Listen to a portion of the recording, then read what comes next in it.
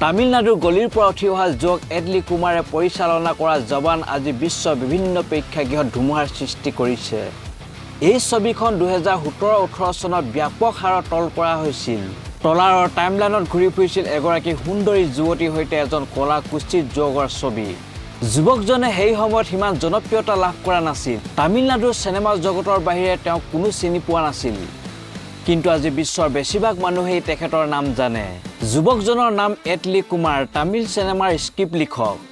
নিজৰ দক্ষতাৰে তামিল চিনেমাত কাম কৰি নিজকে আগশাৰীৰ ছবি পৰিচালকৰ শাৰীত উঠাই দিলে। যুৱকজনে এদিন তামিলনাডুৰ পৰা বেগ কান্ধত লৈ মুম্বাইত শাহৰুখ খানক লগ কৰিবলৈ আহিছিল।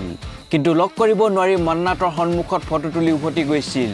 আজি সেই এটলী কুমাৰে পৰিচালনা কৰা জৱান ছবিত শাহৰুখ খানে অভিনয় কৰিছে।